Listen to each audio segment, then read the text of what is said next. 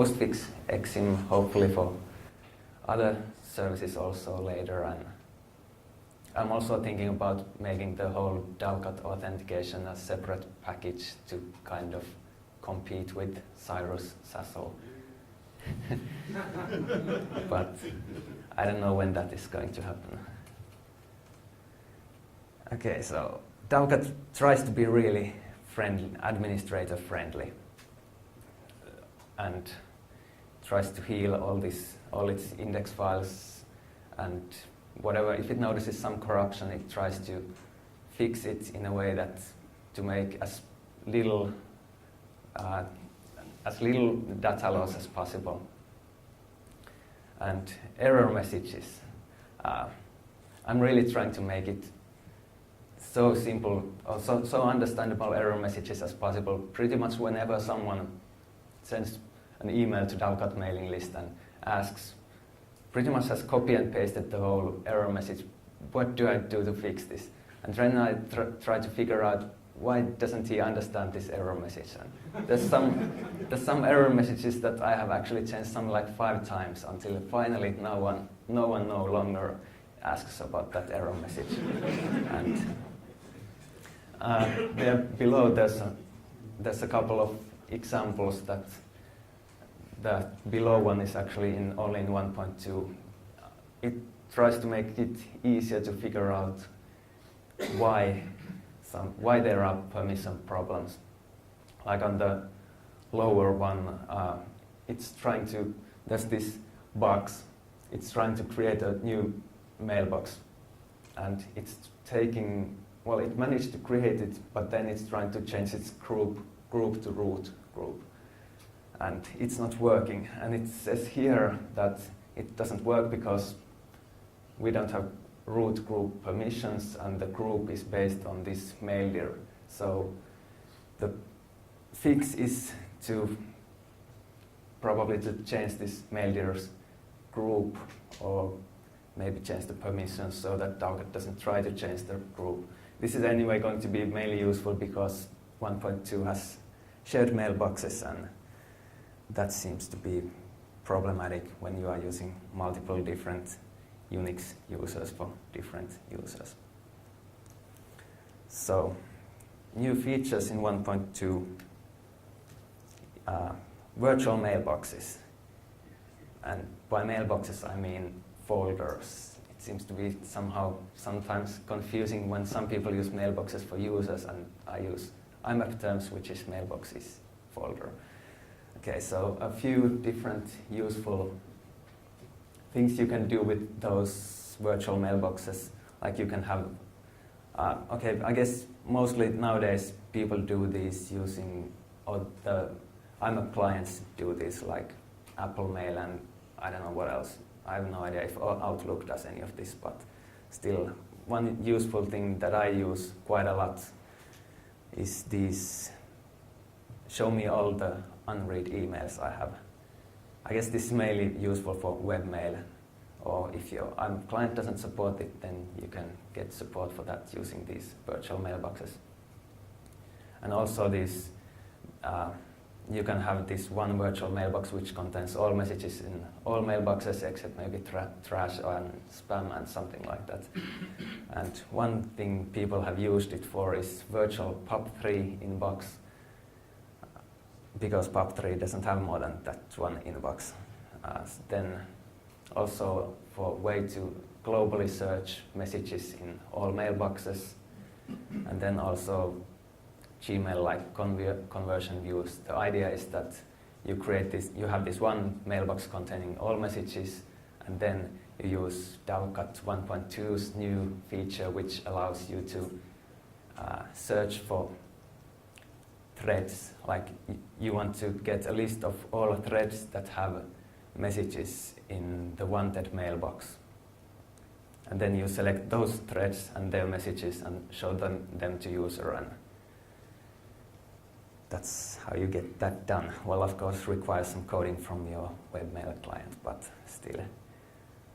And then, shared mailboxes and then modification sequences, which means that whenever you change the flag or expansion message or something like that, it increases the modification sequence of that message.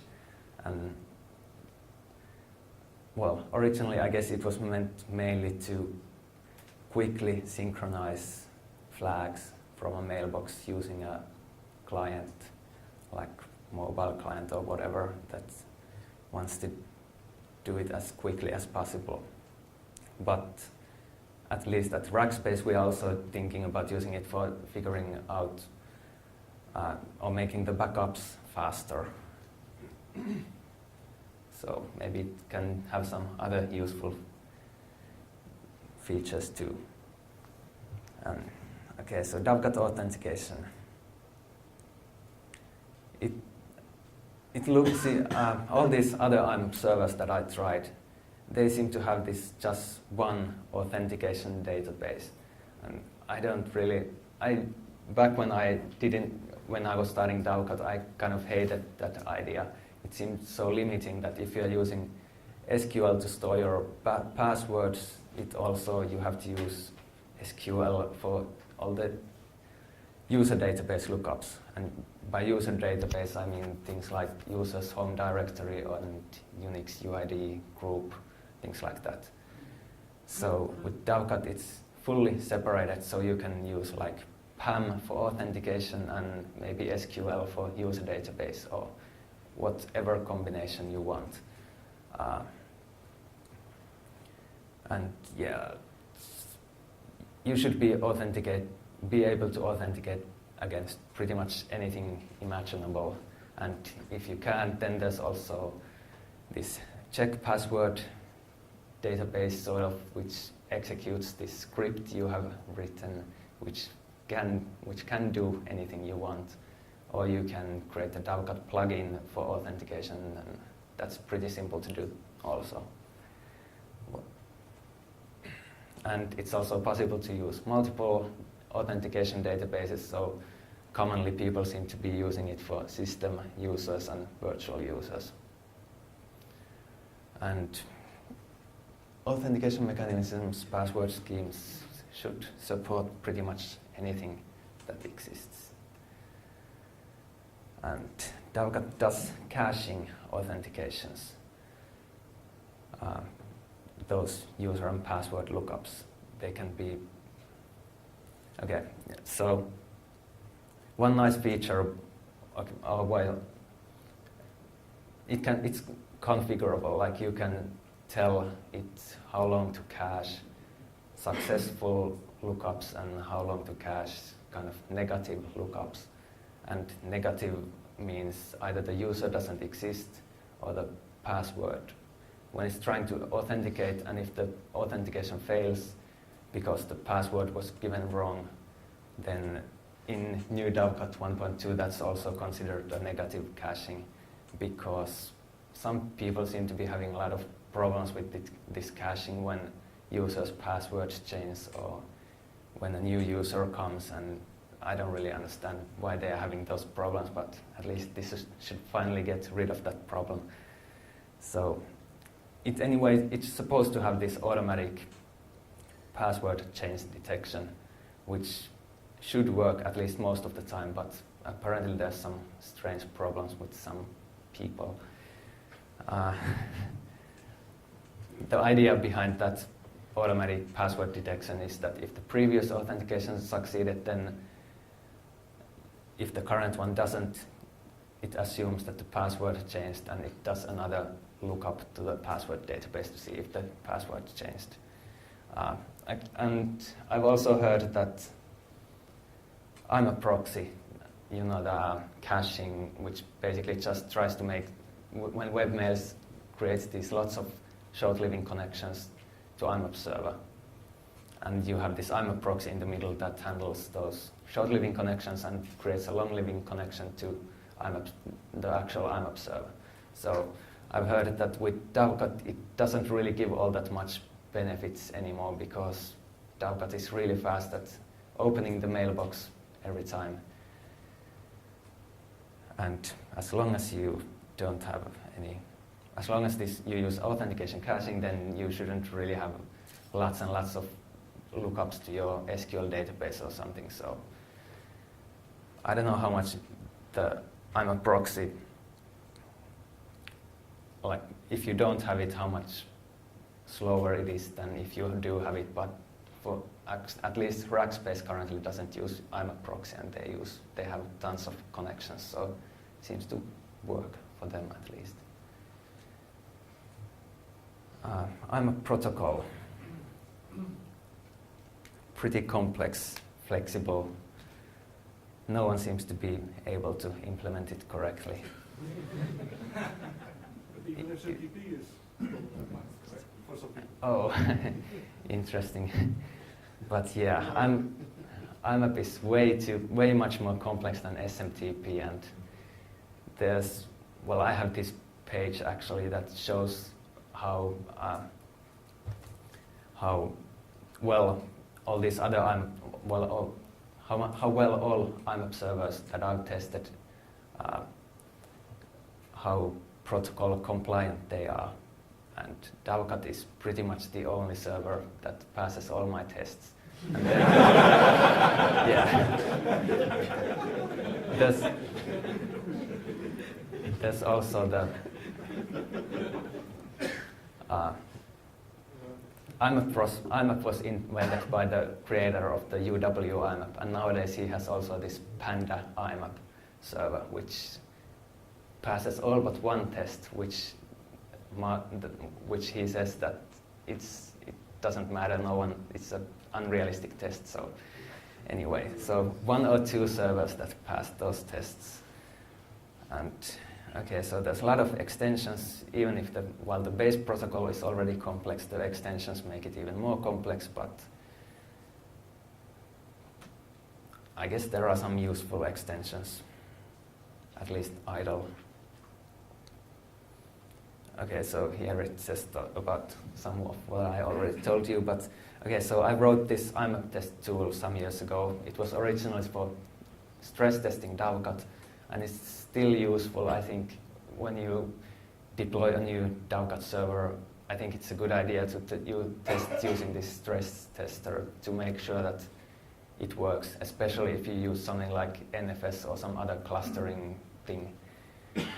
It's really good at finding problems because it just hammers a single, or you can have it hammer a single or multiple accounts, but with single account it's much more easier to find problems because it's doing all these random message downloads and flag changes and all these other things possible at the same time to the same mailbox. So if there's any logging problems or anything, it should be able to find them. And there's still some IMAP servers that just can't seem to work with that. They seem to just randomly start hanging, and so I can't really update my IMAP test status page showing how protocol compliant they are because they just hang before it finishes. So it has both of these scripted tests, which there's some like maybe, depending on how you count, either about 50 or about 400 tests. And it sends a command to the server and verifies that it replies back correctly. And then there's that random stress testing.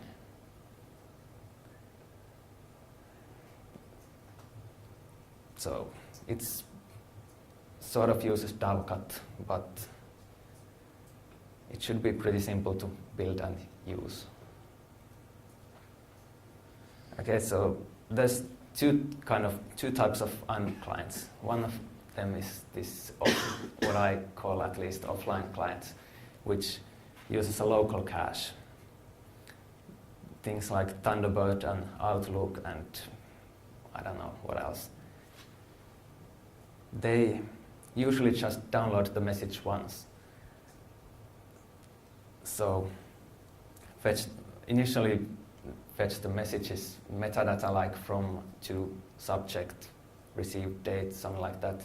And then when either it downloads the message body immediately or maybe later, but anyway, usually just once. So for these types of clients, Dovecot isn't all that.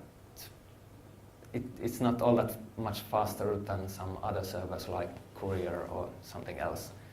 Because for these, the Dovecot's caching of data doesn't really benefit anything, because it's just more work on the server side. It just writes if the server writes all these caches, but the client never uses them, it's completely wasted disk I/O. So this is kind of, Cyrus does all this extra caching all the time. So I think that's kind of one reason why Cyrus is, at least for these offline clients, it's not as optimal as Dovecot. And then there's these online clients like webmails that just keep asking the same thing all the time over again because they don't have any local caches. Or some have some temporary caches for that one session, but when you close it and open it again, then it asks again the same thing.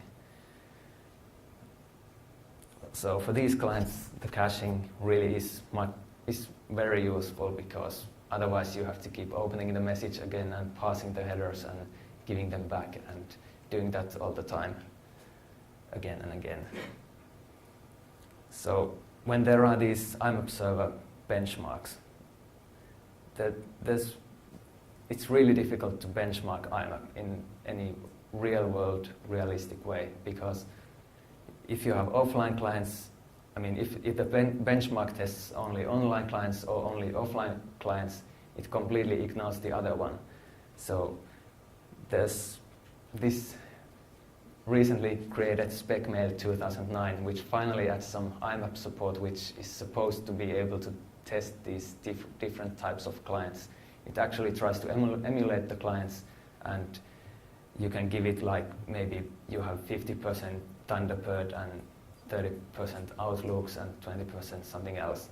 Hopefully that is able to create some real-world, realistic benchmarks. I haven't tried it myself yet, but anyway. So then the problem is, what should the IMAP server cache? If some clients want cache, some don't. So Dovecot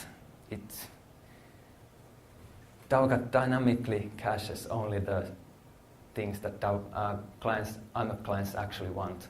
So if IMAP client wants from field, subject field, date field, but nothing else, then Dovecot caches only those fields in its cache files. And I think this is one of the main reasons why Dovecot is faster than pretty much anything else.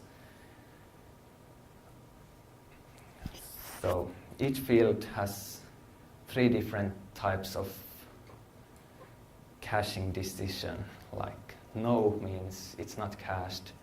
Temporary means that the user is using this offline client that has a local cache, but it's still sometimes useful for temporarily cache the field, so that, for example, if user uses 2 clients, he downloads that field twice, so at least now it's done only once and then stored to cache, and the second time is fast.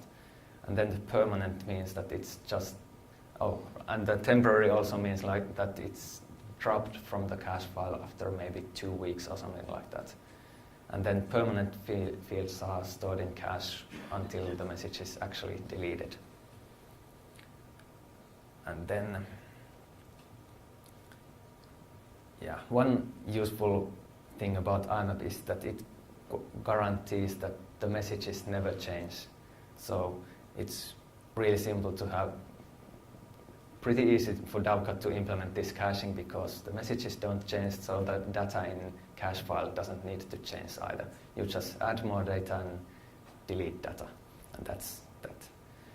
And so when you delete messages, Dovecot just kind of marks those messages deleted in the cache file, and then every once in a while, when it notices that if you remove the deleted stuff from the cache file, if the mailbox shrinks, or if the cache file shrinks enough, then it kind of does this compression, and that's only once in a while, and seems to work well enough. And usually, well, the cache file size really depends on what clients are used, but what I've heard, it's been about 10 or 20%.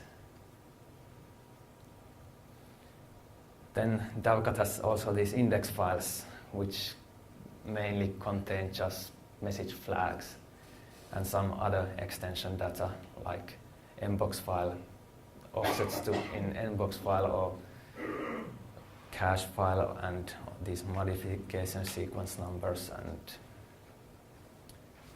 messages are anyway also inside Dovecot. They are identified by the IMAP UID number. And the Dovecot, so the Dovecot.index file, I call it the kind of main index file, and it's since 1.1 version, it's updated kind of lazily. In 1.0 it was updated after you changed one flag. It was written first to that Dovecot's transaction log file, and after that it was written to this main index file. But it seems to be just waste of disk I/O, so nowadays it writes about 8 kilobytes to the transaction log, and then only then it updates the main index file. Seems to help with disk I/O.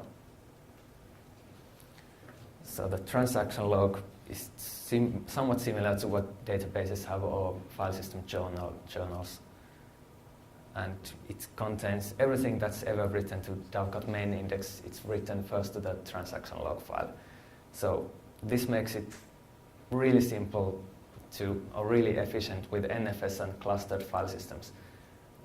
Because, for example, with Cyrus, I think, if you use Cyrus in some clustered file system thing, if one server changes something like a message flag, then and the other one, how does the other one see that the flag was changed? With NFS, well, okay, Cyrus doesn't really work with NFS at all, but if it did, it would pretty much have to read the whole file again to see that, okay, there was this one flag change inside the file. But with Dovecot, you only have to see that, okay, the transaction log file size changed, let's read those 5 bytes from it, and then it sees that, okay, those say that the flag was changed, and then it just internally updates its in-memory index, and that makes it really fast. Also, even if you don't use any clustering or NFS, but you just have 2 processes in the same server, the same way the other process knows that the first process changed the flag is by reading a transaction log. I think Cyrus just goes and scans through the whole index it has to see if there was any changes. I'm not really sure. It might have something more optimal, but not much better anyway. And the reason why you need to know those changes is because with IMAP, if you have 2 IMAP connections, you have 2 IMAP processes, and you need to tell if one IMAP session changed something, you have to tell about it to the other IMAP session.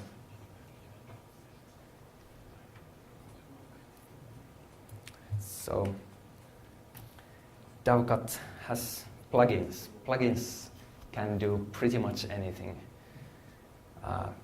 Some existing features that are already as plugins, ACLs, quota, full text search indexes, reading compressed mails, virtual mailboxes are also implemented using plugins, and plugins can do pretty much anything that Dovecot can internally do,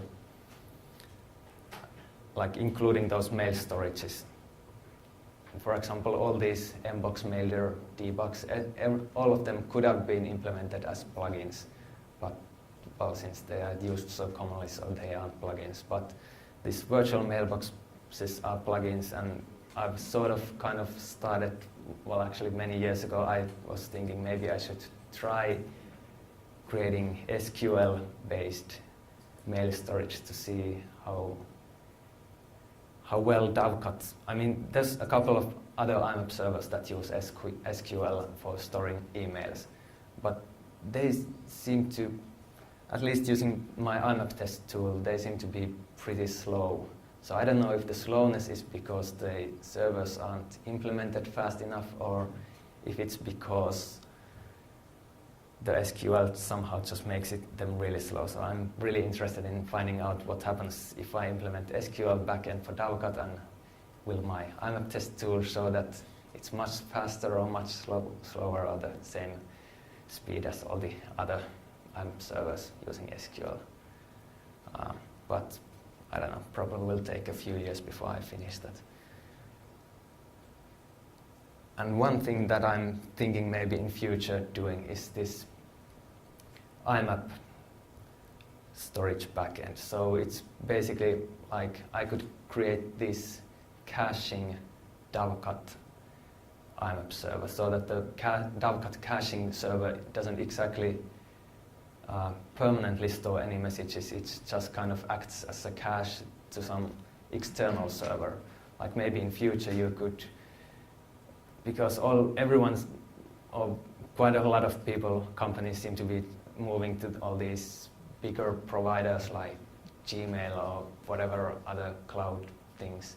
So that's also means that if you send some large attachment to many people in your company and then it goes once to the internet and then there's 100 people downloading it and then it pretty much every single person downloads the 1 megabyte or 100 megabyte attachment, and it can take a lot of bandwidth. So maybe in future there could be like this really simple, easy to install Dovecot cache on your local network that kind of caches those mails. So when the first person just sends the email, the Dovecot cache sees that email, saves it internally, then sends it to that cloud mail thing. And then when all the other users download the mail, it would just come from the cache server, and that's something I'm interested in doing in future.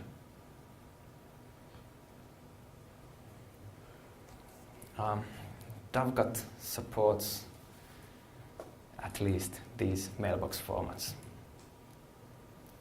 Well, at Mbox, pretty much no one really wants to use it anymore unless you have already them and can't really move away from them for some reason.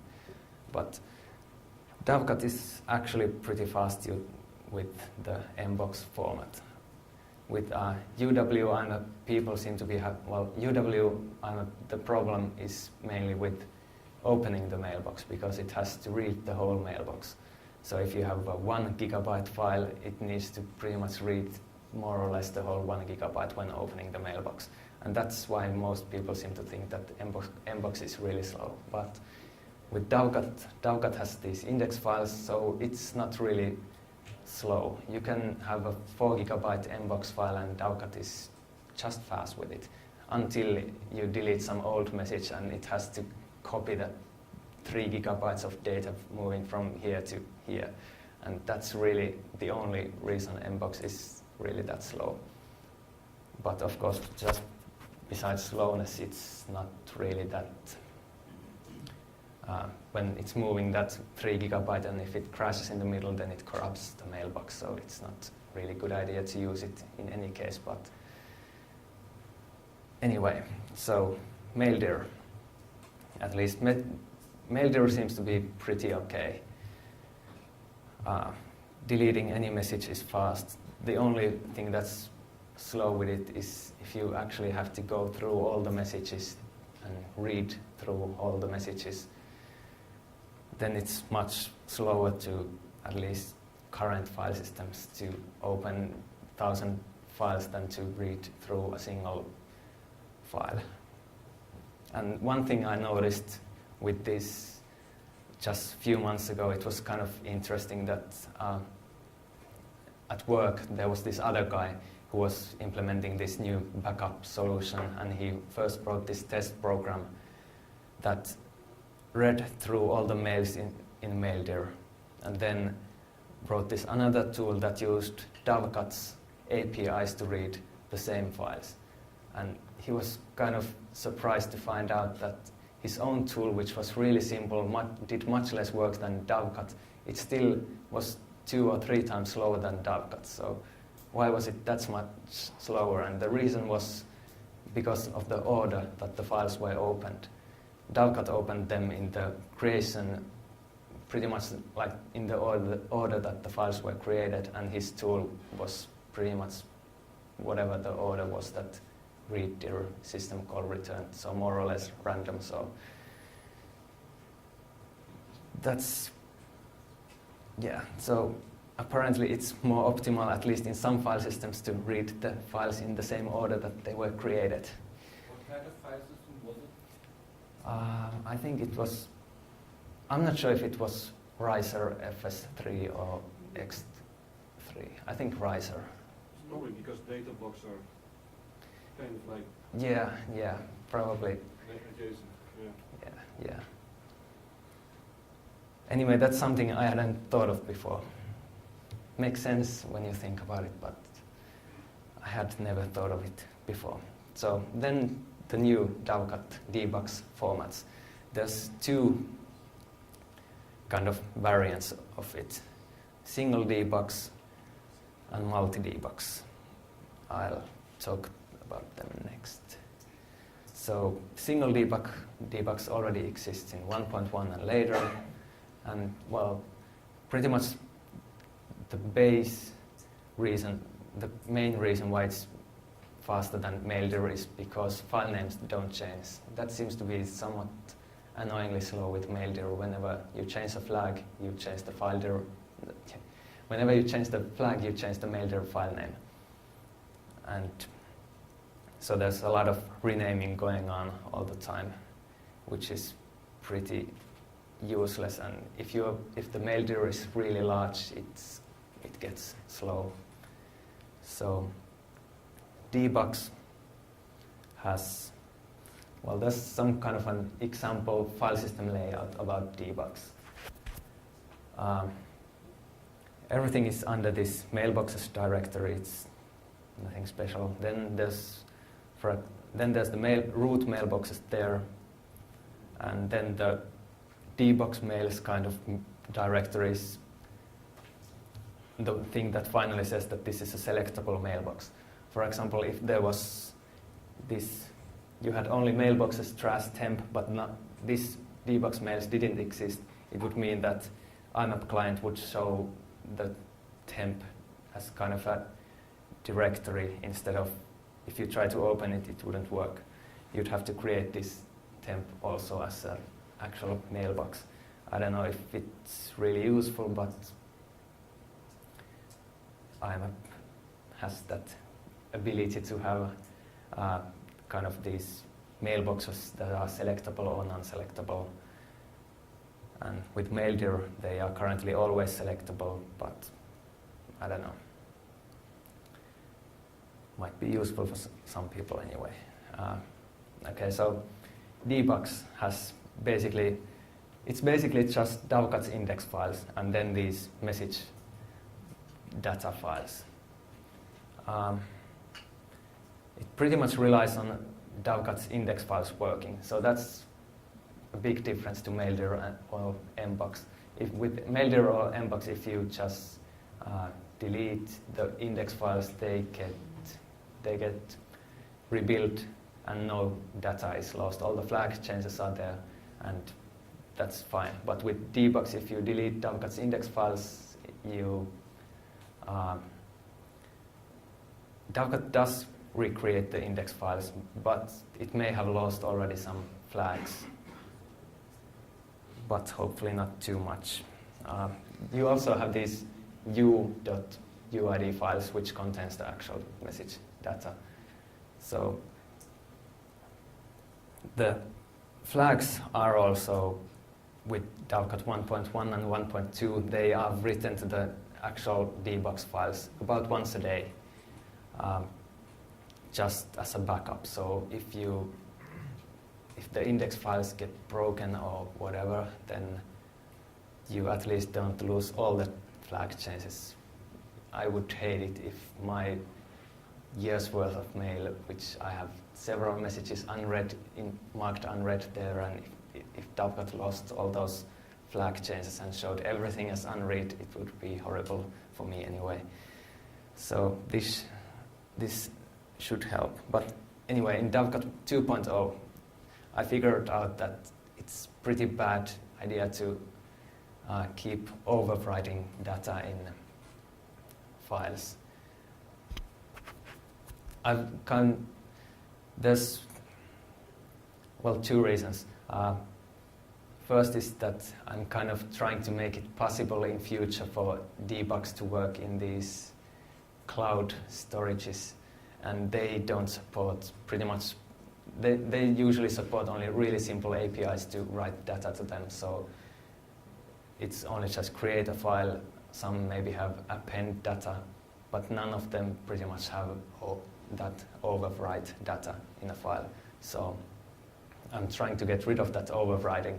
And also it seems that the new file systems that have some copy on write behavior like ZFS or the Linux BTRFS or things like that, they seem to also pretty much copy the data anyway. So if you write 5 bytes to a 10 kilobyte file, it copies the whole 10 kilobytes in any case, a new location. So it doesn't really, there's not much performance benefit with them anyway. So in Dovecot 2.0, instead of writing to debug files, it instead keeps backups of those index files. It's all done pretty much automatically. Because the Dovecot index files, they are updated in two ways. They are either overwritten data in them, or once in a while they are completely recreated. So whenever the index file is being recreated, the old index file is moved to a backup. And so it doesn't really even cost any extra disk I/O.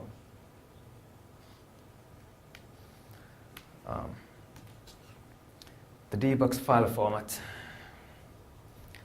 nothing special, I think. Some headers, message body, message metadata. The metadata is pretty extensible, so in future you can add some more fields to them if there's something useful. Currently it's basically saves the same things that you have also in Maildir, like received, date, time. Dovecot has also this concept of save date time, which means that initially it's pretty much the same as the received date, and then if you copy the message to another mailbox, the save date gets updated. And that can actually be used also for things like if you copy a message or move a message to trash or spam mailbox, you can have this expire plugin which deletes all messages in those mailboxes that were moved to them more than, for example, 2 weeks ago. So it's much better to delete messages that got saved there 2 weeks ago than that were received 2 weeks ago, because if you copied it only yesterday and you received it a month ago, you don't really want to delete the mail the next night.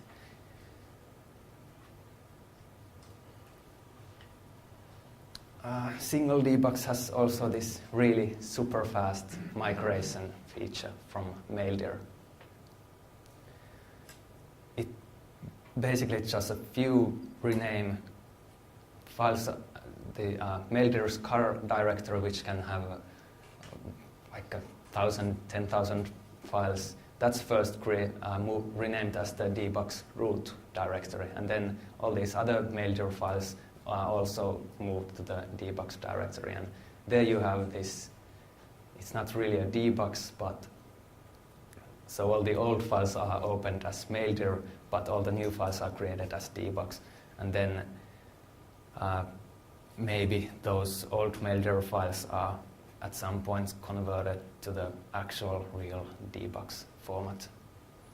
But currently it's done only in 1.1 and 1.2 when the flags are changed and Dovecot tries to write those backups to the debugs files and notices, okay, it's actually in Maildir format, let's convert the whole file to debugs. But that doesn't necessarily happen all that often, and in 2.0 it never happens, so I have to figure out some other way to possibly convert them to debugs, like slowly so that it's done only when there's some extra disk I/O available. Dbox also has this alternative storage feature. The idea is that these users really don't often access their old emails, they just read the new emails. So since the old emails are not accessed, they could be moved to more cheaper storage, which is usually also slower or supports less disk I/O. So Dbox supports moving all these old emails to that low performance storage. And it then automatically, as long as you have configured both of those paths to Dovecot, if it's trying to open some email that doesn't exist in the primary storage, then it looks up it in the secondary storage. And well, if it's not found from there, it means that the message was completely deleted. So one thing, some people have been thinking that this might be useful if you use something like Amazon S3 or Rackspace's cloud files to use that as the secondary storage. Those seem to have pretty high latencies, so you don't really want to use them as the primary storage maybe, but for secondary storage, if the user opens some old email just once, it's probably not a big deal if it takes 100 milliseconds instead of 1 millisecond. The idea is that, at least currently,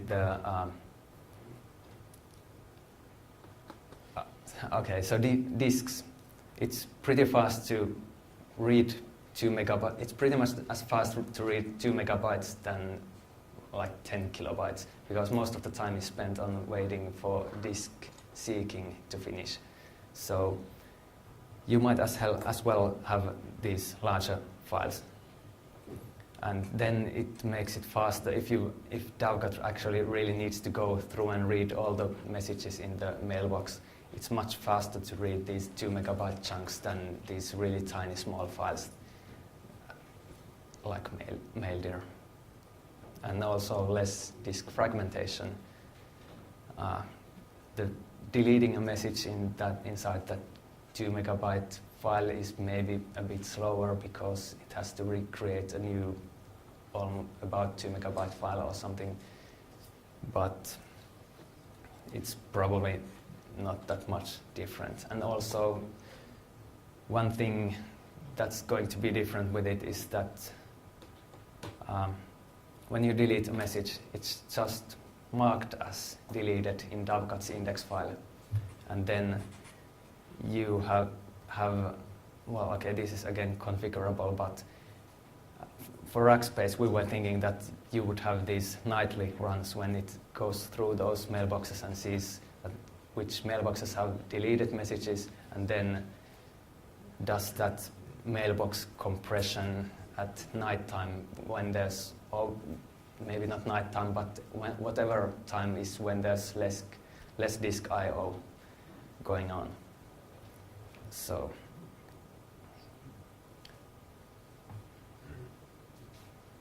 and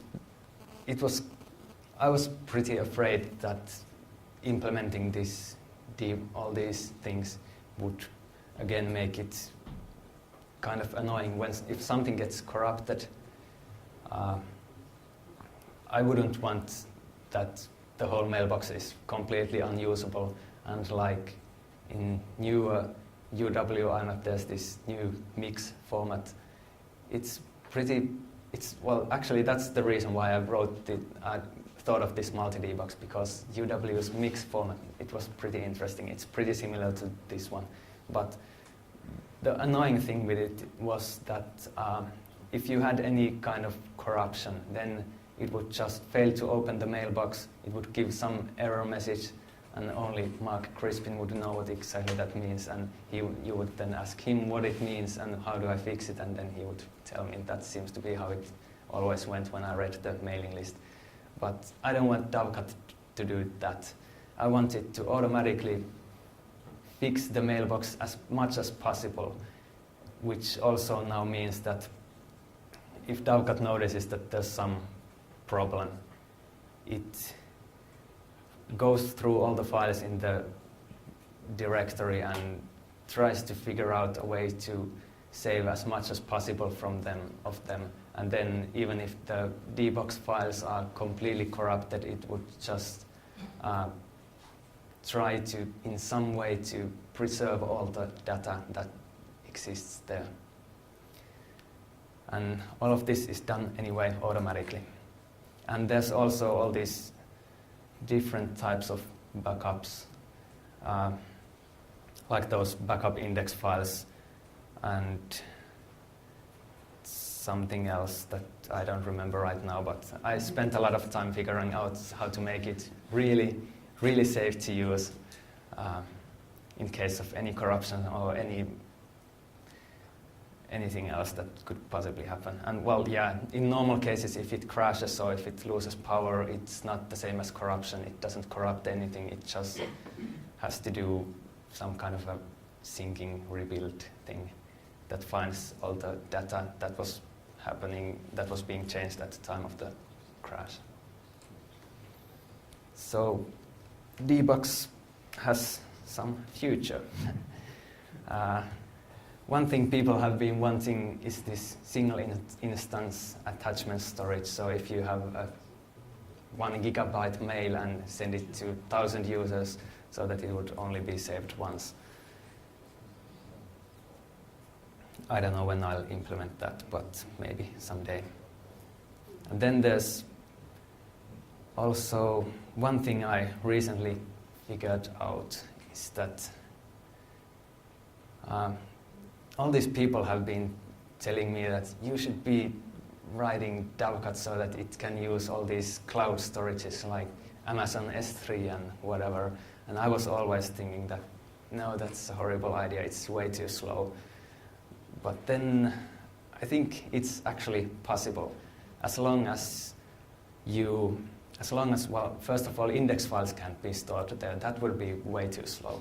But for the actual mail data, that's probably doable, as long as Dovecot can do more things in parallel, so that it can initially, like for example, you say you want to download 100 messages. It should start by sending maybe some like 10 requests to the cloud server, and then slowly, as soon as one request comes back and one email comes back from the storage, then you send another request, and so that you have maybe this initial latency, but you don't have like get one mail, wait 1 millisecond, or wait 100 milliseconds, and then send another, and then another, and that would take way too much to get anything done. So once Dovecot has all this parallel processing done for emails, it also is possible to use the asynchronous I/O. Maybe that makes the performance better also for local disks. Anyway, seems interesting. Hopefully I'll get some of this done this year. Clustering. There's several different ways that Dovecot can be used as clusters.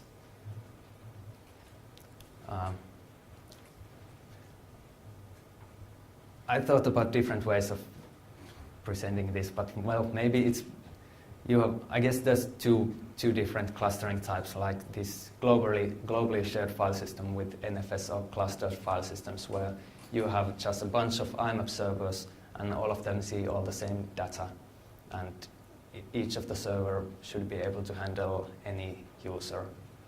And then this sharding.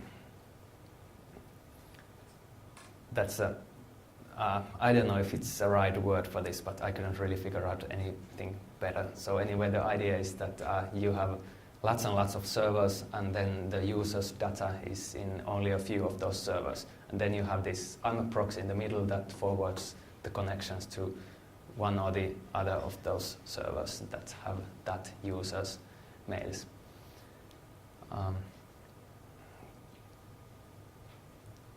And then to get that high availability, you have some way of synchronizing those 2 or 3 servers, like DRBD or some, I don't know, I think all of these commercial Unix things have some clustering software that does pretty much that. So,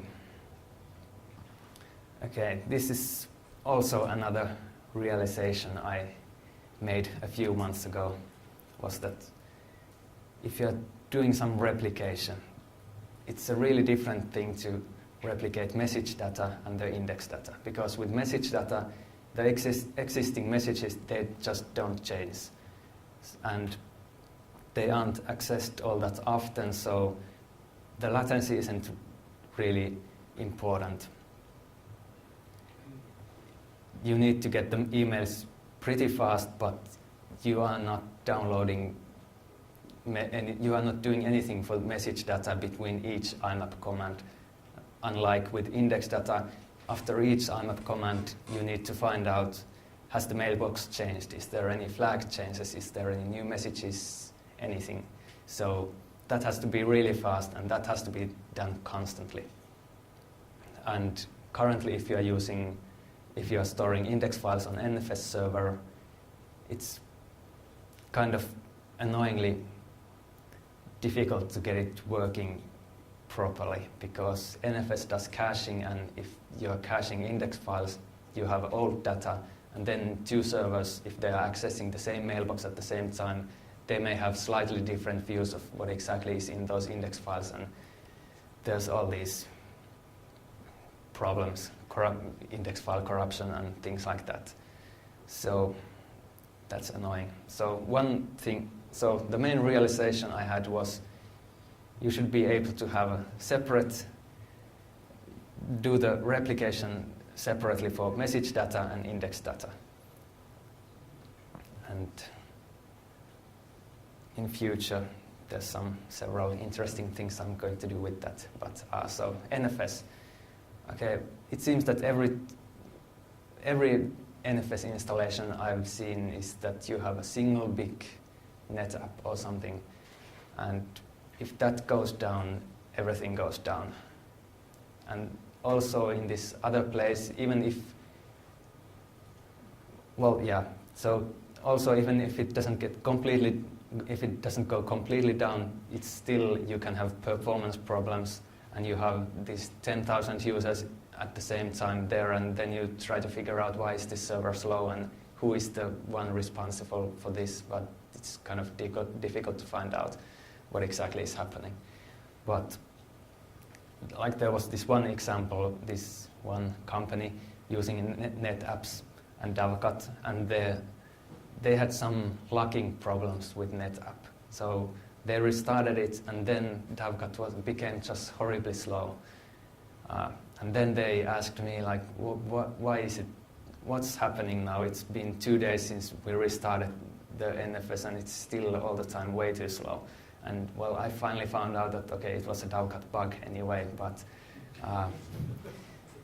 the bug was caused because of that locking problem. And if you only had like that other sharding type where you had lots of different servers, then the problem would have affected only tiny part of your users, and you could have just pretty easily moved them to a new server and maybe delete the index files, and it would have been somewhat fast to work around. But now with this NFS, it was kind of difficult. Well, anyway, the bug is fixed, and hopefully there's no more any of that, but... Famous last words. Sorry? Famous last words. Yeah. My experience, some portion of the bugs in PostFix came to light because some other system misbehaved. Yeah. I'm trying to work around all potential problems, but yeah, I guess it's possible always that I miss something.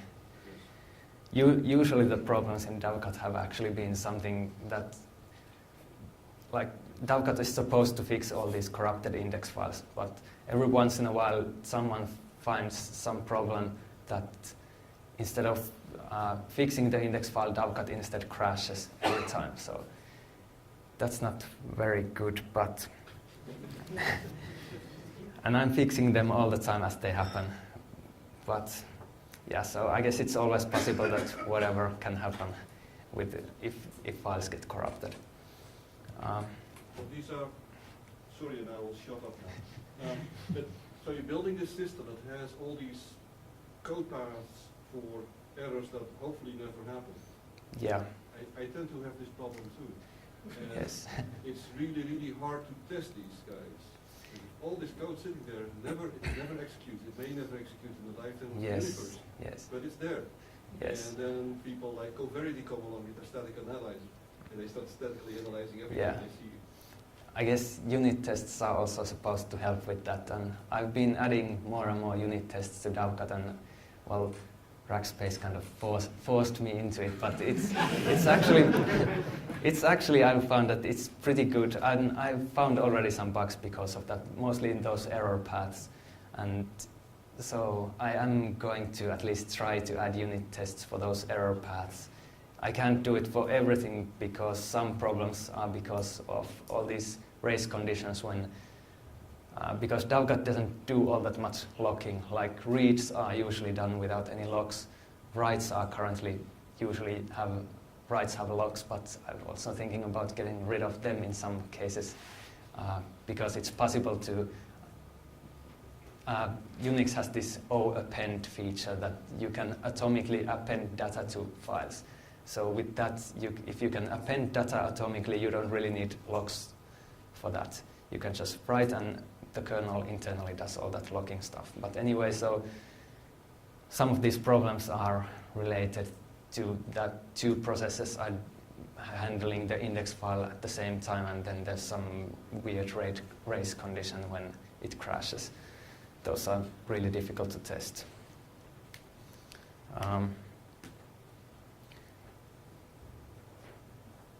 So yeah, NFS has those caching problems, and these NFS settings in 1.1 and newer, they were supposed to work around that by flushing NFS caches kind of on demand. Whenever Dovecot needs to know the latest changes, it flushes the caches.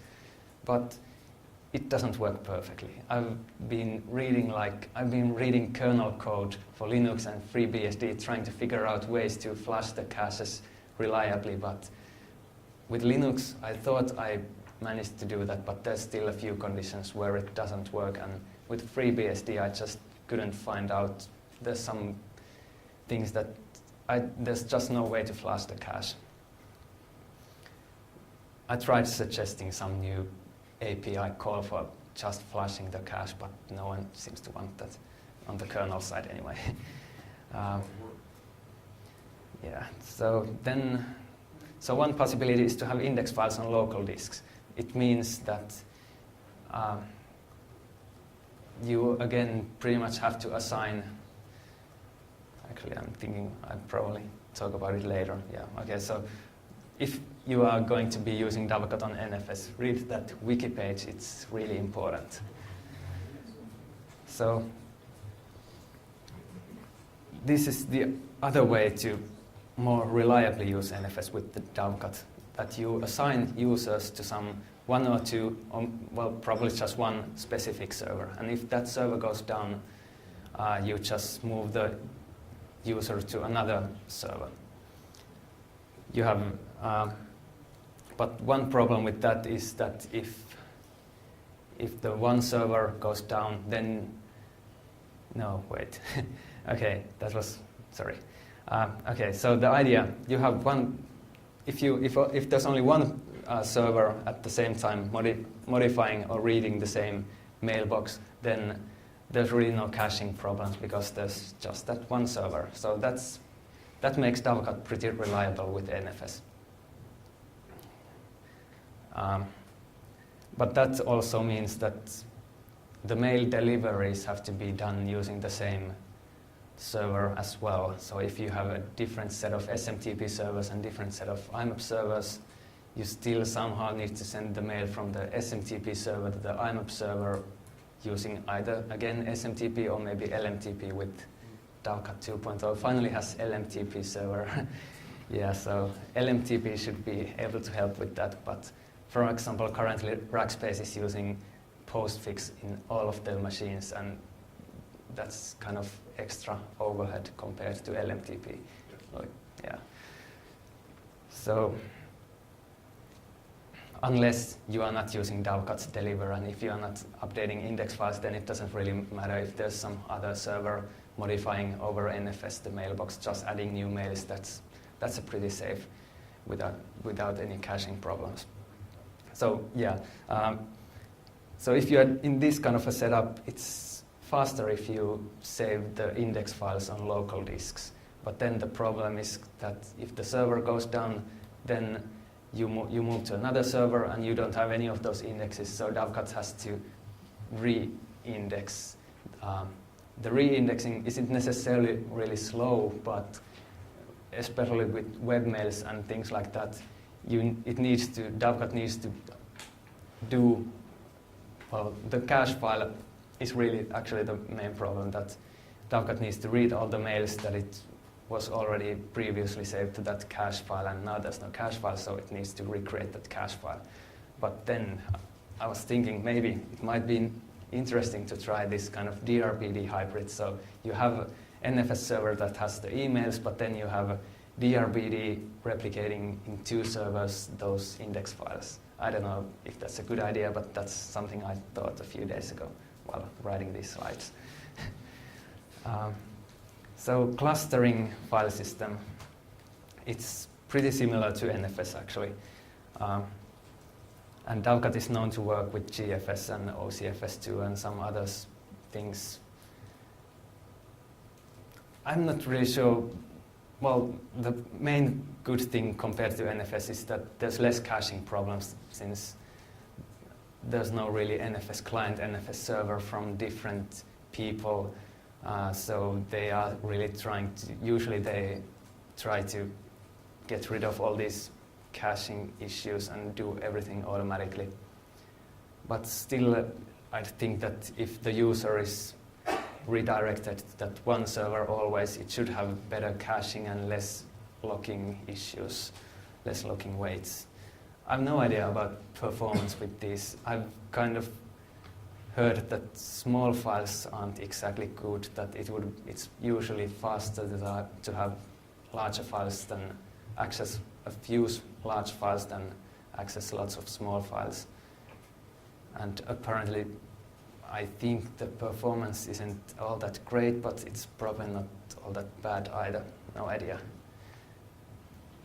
But Dovecot works with it anyway, so that's the main thing I'm interested in. So then, this sharding type of thing, it's usually people use these active-passive pairs. Either you have these dedicated active-passive pairs where the passive server doesn't do anything except just replicate data from the primary server, but it kind of wastes servers because it's not really doing anything. So then you can do these crossed pairs that you have maybe each server has 2 disks or something, and then they are replicated. One is active and one is passive, but then there's also this other way around for the other disks that one is active. So each server is also both active and passive. But then you have really this problem that when the active server goes down, then it moves to the other server becomes active, and then the load pretty much doubles because it's active for both of them, and performance suffers. And if you are using this kind of setup, you pretty much have to use some IMAP-POP3 proxy in the middle, in front of all these servers, so that it can redirect the user to the correct server. I guess there's some other ways to do it also, like I know Mark Crispin has been telling that people to use like DNS for this, that you could have a username.domain.org and then the username kind of the DNS is updated so that the username goes to the correct IP address.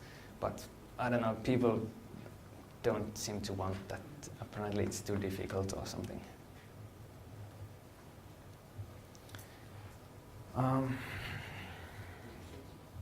Yeah, this was something I hadn't really thought of before, that it's pretty useful to distribute those individual users inside.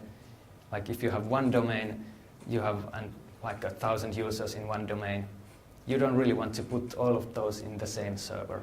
They probably come, like if you are offering email globally to millions of users and you have this 1,000 user company, they probably come to work pretty much at the same time, so there comes a huge load spike and you don't want it to be in a single server. So Dovecot handles that just fine. And also the way Rackspace is doing this user distribution is based on some of their own statistics. They try to figure out so that they try to distribute the heavy users to different servers and then the light users also kind of, so that there won't be any big load spikes. It would be nice, I guess, to have some kind of open source version of something like that in future, but I don't know. Anyway, in Dovecot 1.2, you can export really, really detailed information about what users are doing. Like for each command, you can get number of files accessed, number of bytes written, and pretty much anything you ever wanted. But there's no tool yet that uses that information.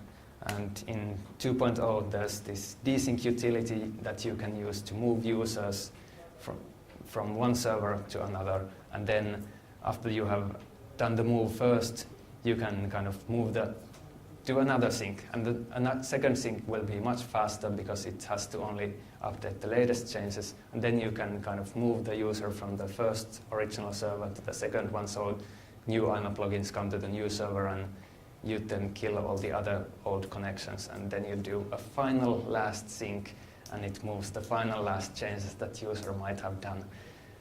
And that's the nice thing about desync compared to something like rsync, which because there's this one small window in time when user can still do last final changes here and then do some other changes here at the same time also. So there might be some conflicting changes or something like that, and the desync will also be able to resolve those conflicts without losing any data. DRDB, one kind of, if anyone doesn't know what it is basically RAID across network or something, distributed replicated plug device. So annoying thing is with that is that file system corruption also gets replicated, and that seems to be at least happening sometimes or used to happen with Riser-FS, but I don't know. That's why, okay, never mind. Okay, so you can, in DRDB, you can have synchronous replication and asynchronous replication. Synchronous is so much better because if one server crashes, you should, with that setup, it should not lose any mails. But then again, if you want the servers to be in different data centers so that if the one data center blows up, which happens more often than I'd think, the other server is also, if it's in the other data center, then that's good, no data gets lost. But it's probably too slow. That's just my guess. I haven't actually tested it yet. But so then you have asynchronous replication. So if you want the cross data center replication, you probably want to use asynchronous to avoid all performance problems. But then maybe you can have almost all of that if you use 3 servers so that you can have synchronous replication in one data center and asynchronous in another data center, and then in the really unlikely case that the data center one blows up, then you might have lost a few mails, but if the single server blows up, then you haven't lost anything. So the future, the cloud. So again, the separation. I'm thinking that debugs should be able to be in that cloud nicely.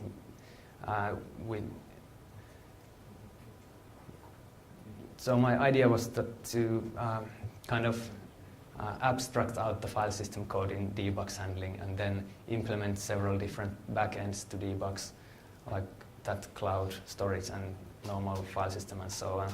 And that hopefully makes debugs able to use cloud. And then there's this indexes also, which really needs to be low latency. So if there are 2 servers accessing mailbox at the same time, it really needs to be fast. So they should be communicating directly between each others and pretty much keep the indexes in memory. But still, they could, well, once in a while, like maybe every second or so, at least write the indexes to the cloud. So if both of the servers crash, they are able to get the indexes again back from the cloud storage.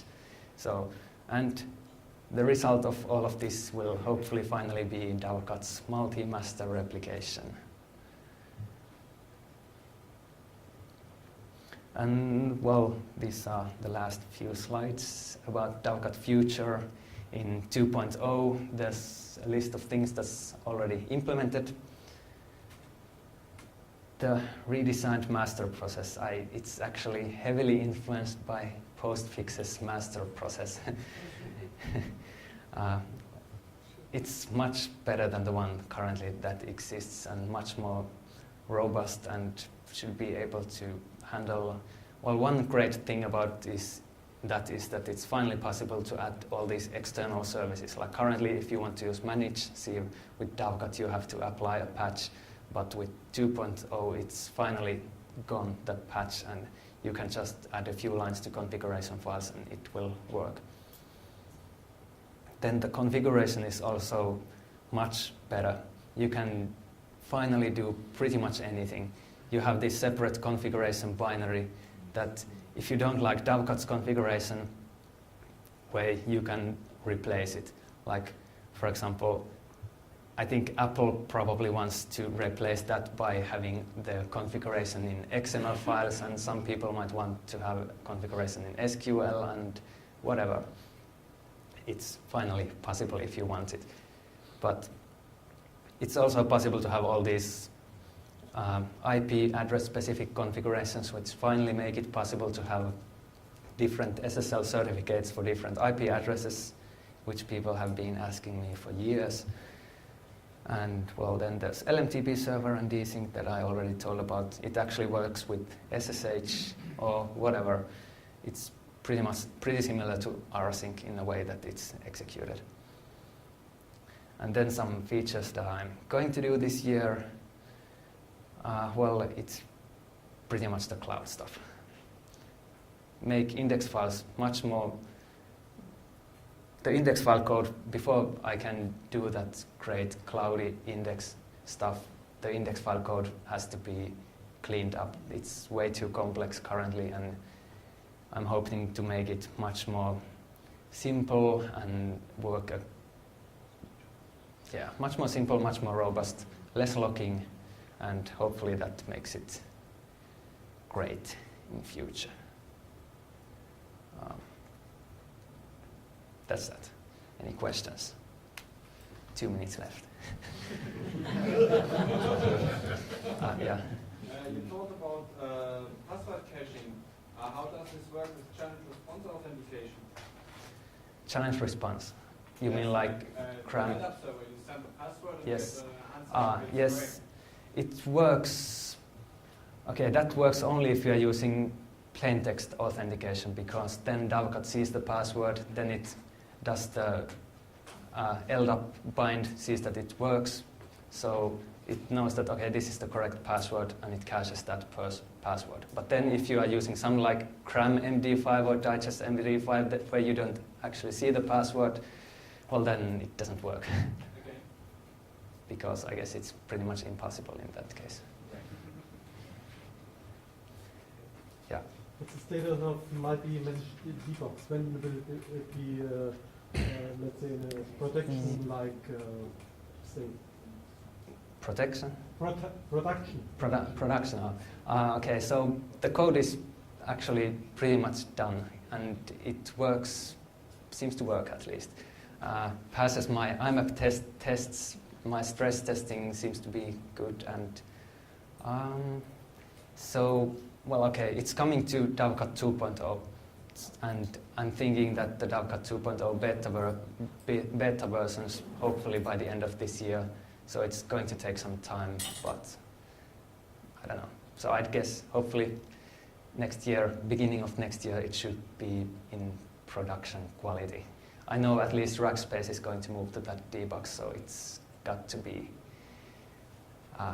robust. Yeah, okay. What's the maximum mailbox size that Dovecot can handle? By maximum, do you mean like number of messages or size of message? Size. There's really not much limits. Like with Maildir, well, you can have 4 billion messages, and each message can be however large you want, like the 64-bit limit. So there's really pretty much no limits. But practically, it seems that if the Maildir size goes above about 1 million messages or so, then it seems that the current file systems don't really like that. So, yeah. Debugs will help with that anyway, of course.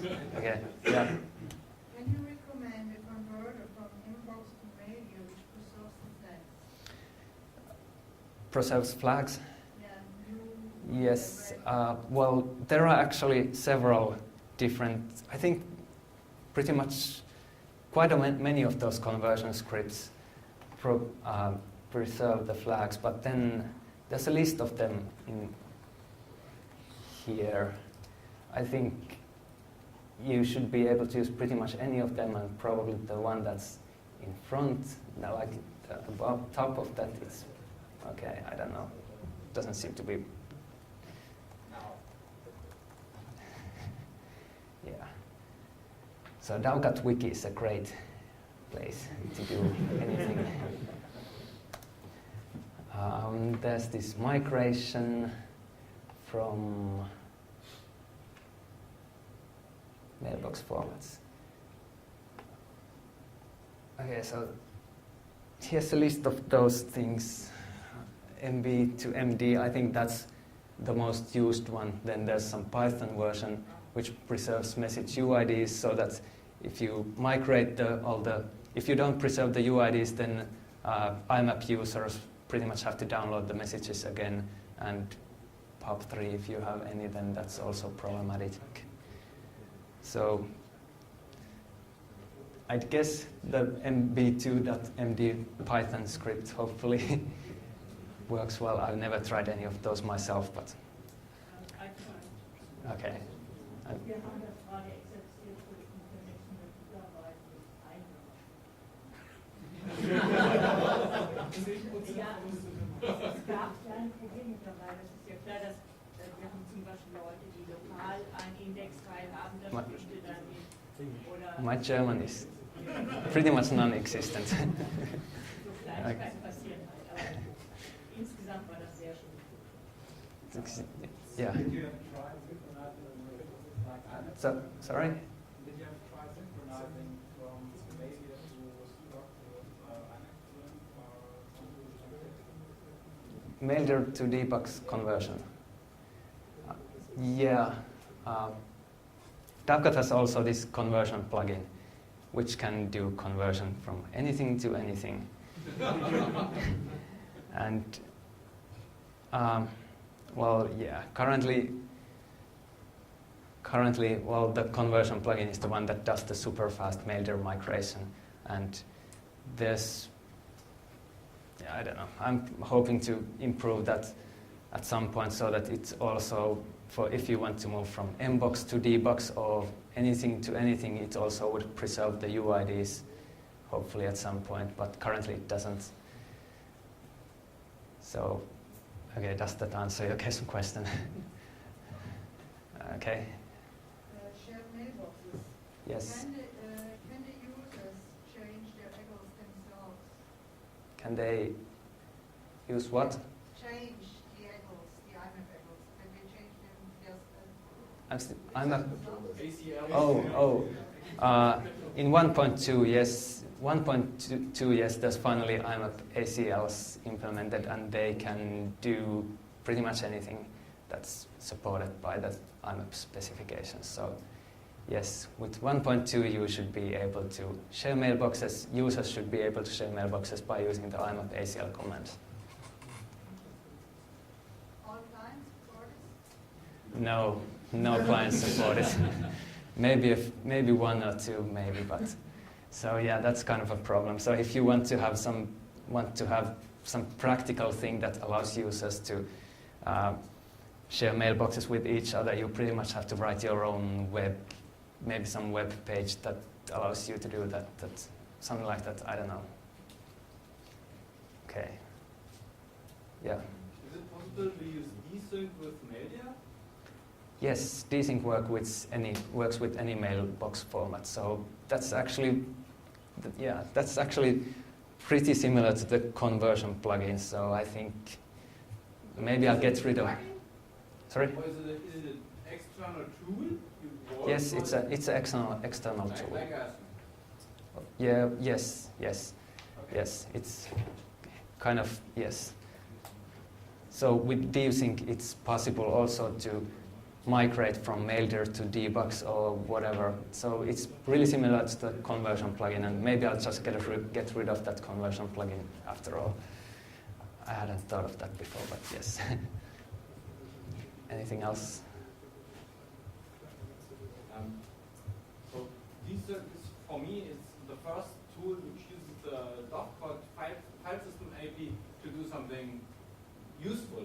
We have something else like IMAP. So we have some scripts which delete old spam mails, for example. Yeah. Can we use this API too? Yes, you can. And also in 2.0, there's this tool called Dovadmin. I'm thinking about adding all these things there. For example, deleting old messages. Well, actually, that's the main reason it was implemented, so that you could delete old emails from some mailboxes for all users, something like that. And maybe it can have all these other features. I don't know. Okay. Ja, dann schönen Dank von uns. Thank you.